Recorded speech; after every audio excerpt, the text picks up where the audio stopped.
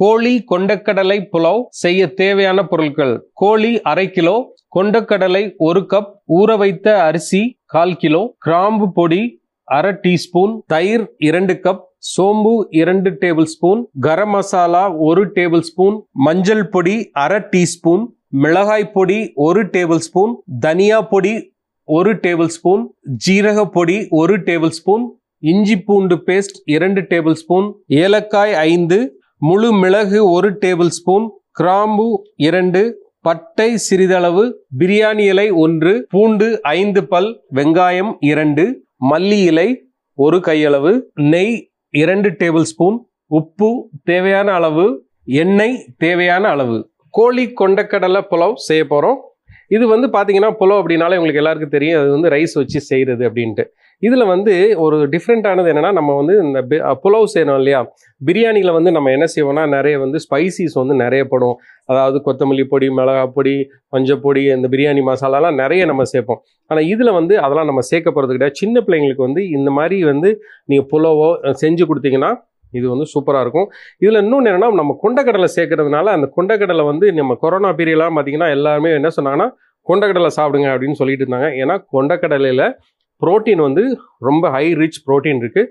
அதனால தான் இந்த டிஷ் வந்து ஒரு புரோட்டீன் மிகுந்த ஒரு டிஷ்ஷாக இருக்கும். அதனால் இதை வந்து நீங்கள் கண்டிப்பாக நீங்கள் வீட்டில் ட்ரை பண்ணுங்கள். இதை வந்து சின்ன பிள்ளைங்களுக்குலாம் கொடுத்தீங்கன்னு பார்த்தீங்கன்னா இது வந்து உரப்பு, அதாவது காரம் எதுவுமே இருக்காது. இது வந்து ஒரு சிம்பிளான ஈஸியான ஒரு புலாவ் தான் நம்ம செய்ய போகிறோம். இப்போ வந்து நம்ம என்ன செய்யலாம்னா அதை குக்கிங்கை ஸ்டார்ட் பண்ணிடலாம். நான் வந்து ஒரு பேன் எடுத்திருக்கேன். அந்த பேன் வந்து நல்லா சூடாயாச்சு. சூடானதுக்கப்புறம் இதில் வந்து நம்ம நெய் சேர்க்க போகிறோம்.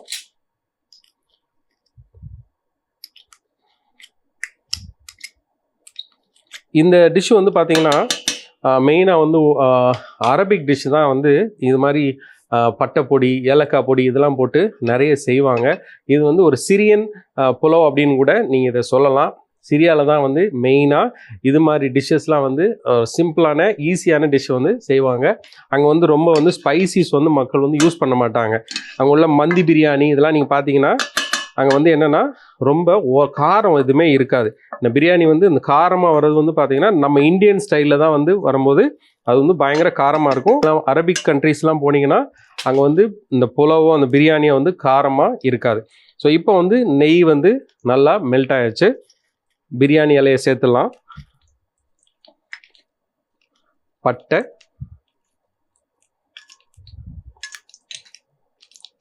ஏலக்காய்,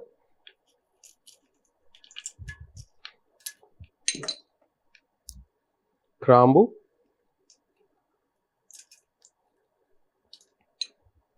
மிளகு,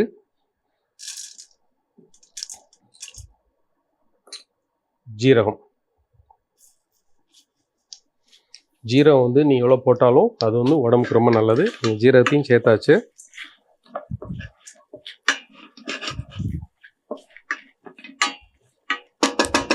இதில் பூண்டை வந்து நீளமாக கட் பண்ணி வச்சுருக்கேன், அதையும் சேர்த்துடலாம்.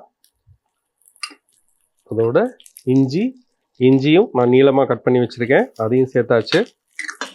நீங்கள் வந்து இஞ்சி பூண்டு பேஸ்ட்டு கூட நீங்கள் போடலாம். இதை வந்து ஒரு 2லேருந்து 3 நிமிஷம் அப்படியே வதக்கி எடுத்துக்கோங்க. இப்போ 3 நிமிஷம் ஆயாச்சு. நான் வந்து வெங்காயத்தை எடுத்துருக்கேன். இந்த வெங்காயத்தையும் இதில் சேர்த்துருங்க. வெங்காயம் வந்து ரொம்ப ப்ரௌன் கலர் ஆகக்கூடாது. இந்த பிரியாணியோ இல்லை வந்து புலாவோ செய்யும் பொழுது ஸ்லோ ஃபயரில் எப்போவுமே குக் பண்ணிங்கன்னா அதனுடைய டேஸ்ட் வந்து இந்த முதல்ல அந்த பிரியாணிக்கு வந்து டேஸ்ட் கொடுக்குறதே என்ன அப்படின்னா அந்த வெங்காயம் தான். வெங்காயத்தை நீங்கள் ஸ்லோ ஃப்ளேமில் ரொம்ப நேரம் குக் பண்ணிங்கன்னா அந்த வெங்காயம் வந்து அழகாக கிராஜுவலாக குக் ஆகி அந்த புலாவோ இல்லை பிரியாணிக்கு வந்து சூப்பரான ஒரு டேஸ்ட் கொடுக்கும். இப்போ அந்த வெங்காயம் வந்து நல்லா வதங்கியாச்சு.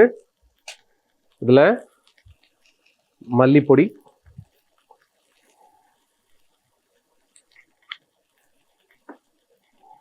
அதோட கிராம்பு பொடி எடுத்திருக்கேன், அதையும் சேர்த்துடலாம். ஏலக்காய் பொடி, ஏலக்காய் பொடியை போட்டிங்கனாலே ஒரு சூப்பராக ஒரு மனம் வரும். அதனால் ஏலக்காய் பொடியும் சேர்த்தாச்சு. நல்லா மிக்ஸ் பண்ணிக்கோங்க. இதில் வேணும் அப்படின்னா நீங்கள் என்ன செய்யணும், கொஞ்சம் எண்ணெயும் சேர்த்துடலாம்.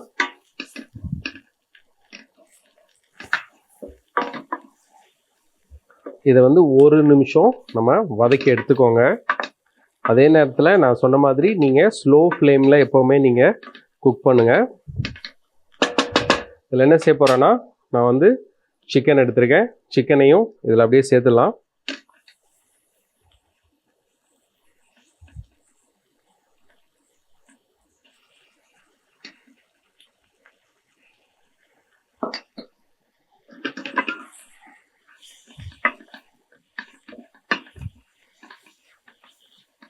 நல்லா அப்படியே மிக்ஸ் பண்ணிக்கோங்க. அதோட வச்சிருக்கிற இந்த கொண்டக்கடலையை நான் என்ன செஞ்சுருக்கேன்னா, பாதியை பாயில் பண்ணியிருக்கேன். அதாவது கொஞ்ச நேரம் பாயில் பண்ணி எடுத்திருக்கேன். ரொம்ப நேரம் நீங்கள் வேக வச்சிடாதீங்க. ஏன்னா நம்ம இதுலேயும் நம்ம கொஞ்ச நேரம் வேக வைக்கிறோம். அதனால் இதை கொண்டக்கடலையும் இதில் அப்படியே சேர்த்துடலாம்.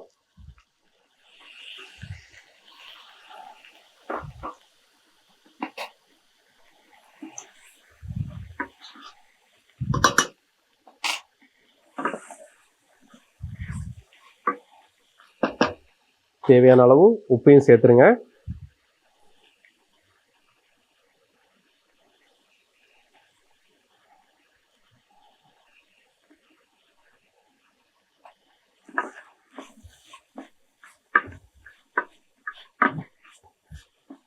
இதை வந்து நம்ம ஒரு 3லேருந்து 4 நிமிஷம் நம்ம அப்படியே வதக்கி எடுத்துக்கலாம்.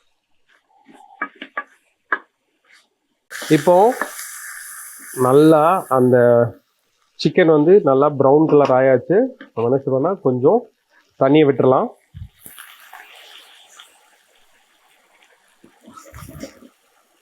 தண்ணி விட்டுட்டு நம்ம அப்படியே அந்த சிக்கன் வந்து வேகிற வரைக்கும் ஒரு 6 நிமிஷம் நம்ம வெயிட் பண்ணலாம்.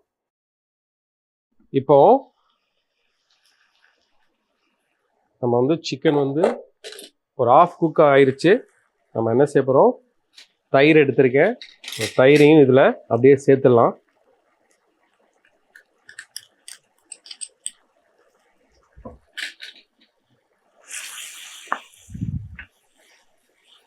நல்லா அப்படியே மிக்ஸ் பண்ணி விட்டுருங்க.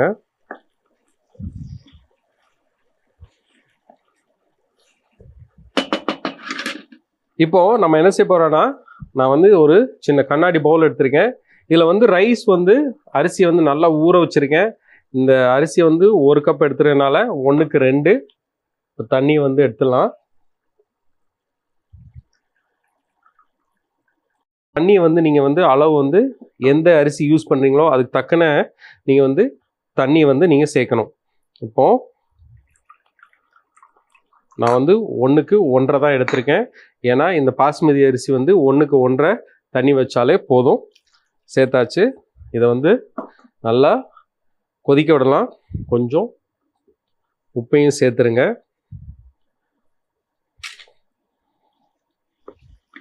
இது வந்து கொதிச்சு வர்ற வரைக்கும் நம்ம வெயிட் பண்ணோம். ஒரு 2 நிமிஷம் நம்ம வெயிட் பண்ணலாம்.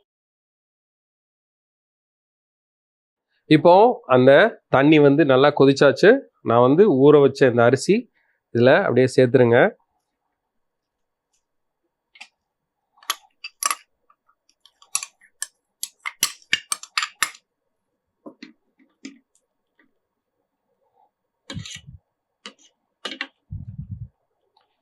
இது என்ன செய்யலைன்னா, அப்படியே நம்ம மிக்ஸ் பண்ணிவிட்டு மூடி வச்சிடலாம்.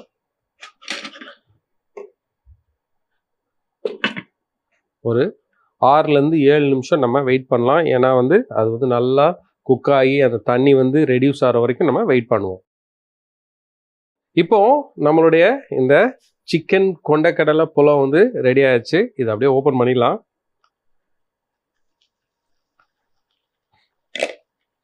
இதில் வந்து நார்மலாக என்ன செய்வோம்னா, நம்ம பிரியாணிலாம் செய்யும்போது அந்த தம்மு போடுவோம் இல்லையா, அது மாதிரி கூட நீங்கள் போட்டு செய்யலாம். நீ வந்து சிக்கன் தான் யூஸ் பண்ணணும் அப்படின்னால இதே ப்ரொசீஜரில் மட்டன் யூஸ் பண்ணலாம். மீன் கூட நீங்கள் யூஸ் பண்ணலாம். நாட்டுக்கோழியும் நீங்கள் ட்ரை பண்ணுங்கள். அதே மாதிரி காடை, இது எல்லாமே இதே ப்ரொசீஜரில். ஆனால் நீங்கள் வந்து மீட்டை வந்து எது யூஸ் பண்ணுமோ அதை யூஸ் பண்ணலாம். நீ வந்து நார்மலாக இது வந்து பார்த்திங்கன்னா சிரியா, டர்க்கிஷ் இந்த நாட்டில் தான் வந்து இது மாதிரி மந்தி பிரியாணி செய்வாங்க. மந்தினா என்னென்னா எல்லாருக்கும் தெரிஞ்சதான். அது வந்து ஒரு குழி மாதிரி இதை வந்து தோண்டி அதில் வந்து இந்த சிக்கனோ இல்லை வந்து மட்டன் இதெல்லாம் வந்து என்ன செய்வாங்கன்னா உள்ளே போட்டு லாங் ஹவர்ஸ் வந்து குக் பண்ணிவிட்டு அதை வந்து இந்த ரைஸோட சேர்த்து சர்வ் பண்ணுவாங்க. அதுதான் வந்து மந்தி அப்படின்னு அந்த இதில் சொல்லுவாங்க. ஆனால் மந்தியில் வந்து காரம் எதுவுமே இருக்காது. நம்ம ஊரில் செய்கிற பிரியாணியில் வந்து என்னென்னா நல்ல காரம் இருக்கும், அங்கே காரம் இருக்காது. நீங்கள் வந்து இங்கே வந்து நான் வந்து என்ன செஞ்சுக்கலாம், பாஸ்மதி ரைஸ் யூஸ் பண்ணியிருக்கேன். நீங்கள் வந்து வேறு எந்த ரைஸ்னாலும் நீங்கள் யூஸ் பண்ணலாம். இது வந்து உங்களுடைய சாய்ஸ். இப்போ வந்து இதை எடுத்து அப்படியே நம்ம சர்வ் பண்ணிடலாம். ஒரு தயிர் வச்சு நீங்கள் சாப்பிட்டா கூட நல்லாயிருக்கும். இதில் வந்து பைனாப்பிள் வந்து சட்னின்னு சொல்லலாம். பைனாப்பிளை வந்து கொஞ்சம் தயிரில் சேர்த்து நீங்கள் வந்து ரைத்தா மாதிரி நீங்கள் செஞ்சு கூட சாப்பிட்டாலும் இது ரொம்ப நல்லாயிருக்கும். இப்போ இதை எடுத்து அப்படியே பிளேட் பண்ணிடலாம்.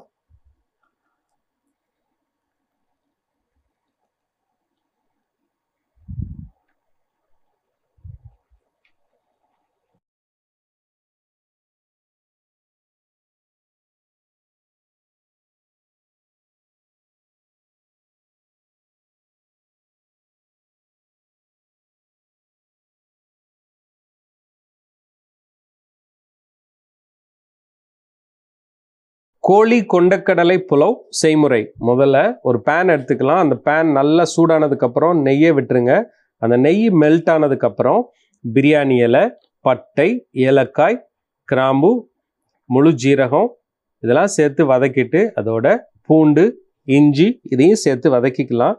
பிறகு வெங்காயத்தையும் சேர்த்து லைட்டாக வதக்கிட்டு அதோட மல்லிப்பொடி, கிராம்பு பொடி, ஏலக்காய் பொடி இதையும் சேர்த்து அந்த பச்சை வாடை போகிற வரைக்கும் லைட்டாக வதக்கி எடுத்துருங்க. அதோட கோழியையும் சேர்த்து பிறகு கொண்டக்கடலையும் சேர்த்து தேவையான அளவு உப்பையும் சேர்த்துருங்க. தண்ணியை விட்டுருங்க. தண்ணி நல்லா கொதிச்சதுக்கப்புறம் நம்ம வச்சிருக்கிற அந்த ஊற வச்ச பாஸ்மதி அரிசியை சேர்த்து ஒரு 8லிருந்து 9 நிமிஷம் நல்லா வேக விட்டுருங்க. சூப்பரான ஒரு சுவையான கோழி கொண்டக்கடலை புலாவ் தயார். இப்போ நம்மளுடைய கோழி கொண்டக்கடலை புலாவ் ரெடி ஆச்சு. கொண்டக்கடலை வந்து நான் சொன்ன மாதிரி ஹை ரிச் ப்ரோட்டீன். இதை வந்து நீங்கள் என்ன செய்யுங்கன்னா நல்லா ஊற வச்சுருங்க. அந்த கொண்டக்கடலையை ஊற வச்சுட்டு ஆஃப் பாயில் பண்ணிவிட்டு வேக வச்சுட்டு அதுக்கப்புறம் நீங்கள் இதில் மிக்ஸ் பண்ணிங்கன்னா இது நல்லாயிருக்கும். இல்லை உங்களுக்கு கொண்டக்கடலை பிடிக்கலை அப்படின்னா கொண்டக்கடலை தூர எடுத்துருங்க. இதோட நீங்கள் என்ன செய்யலாம்னா உருளைக்கிழங்கு சேர்க்கலாம், இல்லை பீன்ஸ் கூட சேர்த்து செஞ்சால் கூட நல்லாயிருக்கும். இதே நேரத்தில் நீங்கள் வந்து அந்த கிராம்பு வந்து பொடி பண்ணி போட்டோம் இல்லையா, உங்களுக்கு கிராம்பு பிடிக்கல அப்படின்னா கிராம்பு எடுத்துருங்க. ஏலக்காவை நிறைய போட்டிங்கன்னா இந்த கலர் வந்து என்ன ஆகுனா ப்ரௌனில் இருந்து லைட்டாக ஒயிட் கலர் ஆயிரும். அதனால் நீங்கள் கண்டிப்பாக வீட்டில் ட்ரை பண்ணி பாருங்கள். இல்லை உங்களுக்கு வந்து சிக்கனே பிடிக்கல அப்படின்னாலும் பிளெயினாக கூட நீங்கள் வெஜிடபிள்ஸ் கூட நீங்கள் வச்சு செஞ்சால் செய்ய முடியும். இல்லை மட்டன் வச்சு செஞ்சு பாருங்கள். மீனே வச்சு கண்டிப்பாக நீங்கள் ட்ரை பண்ணி பாருங்கள்.